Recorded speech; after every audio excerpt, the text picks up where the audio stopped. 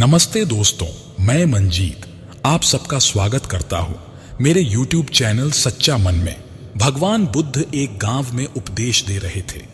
बुद्ध ने कहा कि क्रोध की आग में क्रोध करने वाला खुद भी जलता है और दूसरों को भी जलाता है। गांव के कई लोग बुद्ध के उपदेश बहुत ध्यान से सुन रहे थे। उन्हीं लोगों में एक बहुत क्रोधी व्यक्ति भी बैठा हुआ था। बुद्ध की ये बात सुनते ही वह गुस्सा हो गया और बोलने लगा कि बुद्ध, तुम पाखंडी हो। बड़ी बड़ी बातें करना ही तुम्हारा काम है। तुम लोगों को भ्रमित कर रहे हो। क्रोधी व्यक्ति लगातार बुद्ध का अपमान कर रहा था। वहां बैठे सभी लोग ये देखकर हैरान थे कि बुद्ध ये सब बातें शांति से सुन रहे थे। बुद्ध को शांत देखकर वह व्यक्ति और ज्यादा क्रोधित हो गया। वह वहां थूक कर चला गया। उसके जाने के बाद बुद्ध ने उपदेश देना फिर शुरू कर दिया। क्रोधी व्यक्ति जब अपने घर पहुंचा तो उसका मन शांत हुआ। उसे अपनी गलती का एहसास हो गया। उस समय रात हो गई थी। अगले दिन वह सुबह जल्दी उठा और बुद्ध से क्षमा मांगने पहुंचा, लेकिन उस गांव से बुद्ध निकल चुके थे। वह व्यक्ति बुद्ध को खोजते हुए पास के गांव में पहुंच गया। वहां उसे जैसे ही बुद्ध दिखाई दिए, वह उनके चरणों में गिर गया और क्षमा मांगने लगा। बुद्ध ने उस व्यक्ति से पूछा, तुम कौन हो और क्षमा क्यों मांग रहे हो? उस व्यक्ति ने बुद्ध से कहा कि क्या आप कल की बातें भूल गए? मैंने कल आपका अपमान किया था। बुद्ध ने कहा, बीता हुआ कल मैं वहीं छोड़ आया हूं और तुम अभी भी वहीं रुके हुए हो। तुम्हें गलती पर पछतावा है। तुमने पश्चाताप कर लिया। अब तुम निष्पाप हो गए हो। बुरी बातें याद करते रहने से हमारा वर्तमान बिगड़ जाता है, मन अशांत हो जाता है। इसीलिए बीते हुए कल की दुख देने वाली बातों को भुलाकर आगे बढ़ना चाहिए। क्रोध हमारा सबसे बड़ा शत्रु है, इससे बचना चाहिए। तभी जीवन में सुख बना रहता है। किसी भी काम में ईमानदारी और कड़ी मेहनत से सफलता जरूर मिलती है। देर होने से निराश नहीं होना चाहिए, आगे बढ़ते रहें। जो लोग भक्ति करते हैं उन्हें सभी बुराइयों का त्याग कर देना चाहिए। सच्चा भक्त कभी भी किसी लोभ में नहीं फंसता। बड़ा लक्ष्य हासिल करना हो तो छोटी छोटी सफलताओं पर उत्सव मनाने में उलझना नहीं चाहिए। लगातार आगे बढ़ते रहने से ही काम पूरा होता है। जब तक हम जीवन से संतुष्ट नहीं होंगे तब तक मन अशांत ही रहेगा। हम मानसिक तनाव की वजह से सही निर्णय नहीं ले पाते हैं और परेशानियां बढ़ती हैं। हम सभी जानते हैं कि व्यक्ति का मन बहुत चंचल होता है।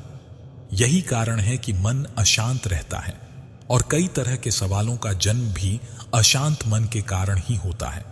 यदि आप जीवन में शांति चाहते हैं तो इसके लिए जरूरी है मन को शांत करना। लेकिन मन को शांत कैसे किया जाए? एक बार एक लड़का गौतम बुद्ध के पास जाकर कहता है, मेरे जीवन में बहुत अशांति है। कृपा करके आप मुझे मार्गदर्शन कीजिए जिससे कि मैं इस अशांति से छुटकारा पा सकूं। गौतम बुद्ध लड़के से जीवन की अशांति का कारण पूछते हैं। लड़का उत्तर देता है, अत्यधिक विचारों के कारण मेरे भीतर बहुत सारे विचार आते हैं जिससे मेरा मन अशांत रहता है। बुद्ध मुस्कुराते हुए कहते हैं, ऊपर आकाश की ओर देखो और बताओ कि तुम्हें सूर्य दिख रहा है। लड़का ऊपर देखता है और कहता है, धूप दिख रही है। बुद्ध उससे पूछते हैं कि अगर तुम लगातार धूप में खड़े रहोगे तब क्या होगा? लड़का कहता है, मुझे अत्यधिक गर्मी लगेगी और शरीर में बेचैनी होगी। बुद्ध लड़के से कहते हैं कि अगर धूप में खड़े रहने से तुम्हें गर्मी लगती है तो इसमें दोष किसका है, सूर्य के ताप का या तुम्हारा?